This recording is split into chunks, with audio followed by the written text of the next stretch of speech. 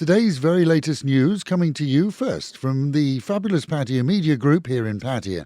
And if you could like and subscribe, that would be amazing. Thank you.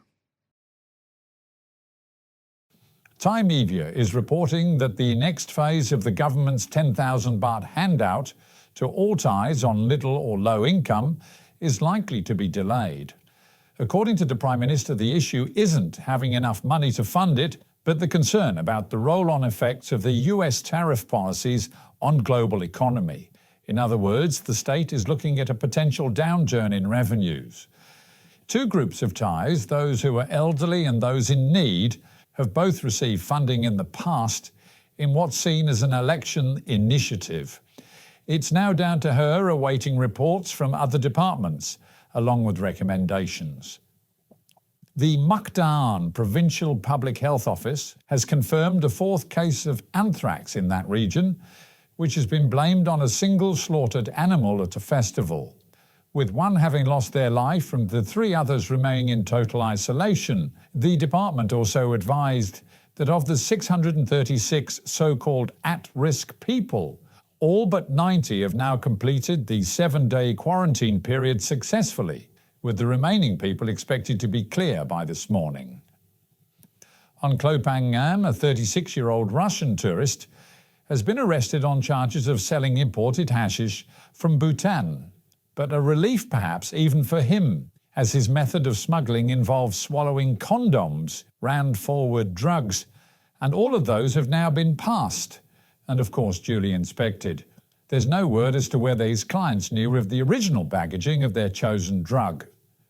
More small tremors, shakes and shivers from small earthquakes have been reported yesterday around the country, the furnace being in Nakhon Si Thammarat to the south, where a hospital was temporarily evacuated. No report, though, of any damage, and life went back to normal quickly there.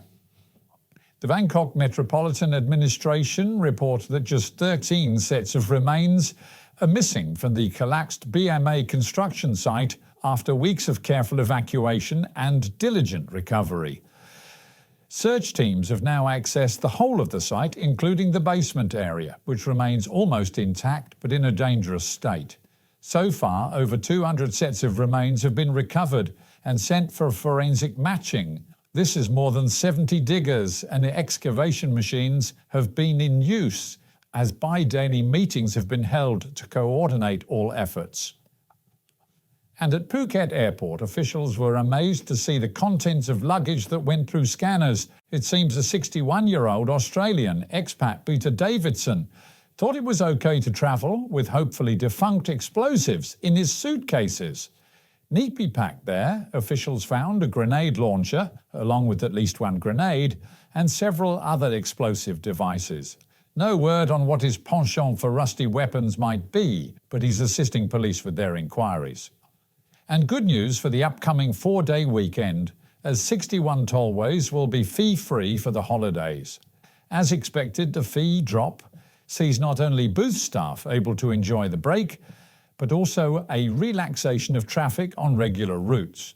It's worth remembering that today is the last day before the break for government offices to be open to the public. Police on Phuket have had enough of errant tourists.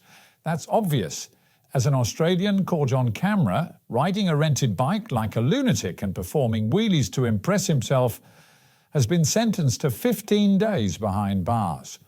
No fines, no slap on the wrist. The sentence was handed down by the local provincial court.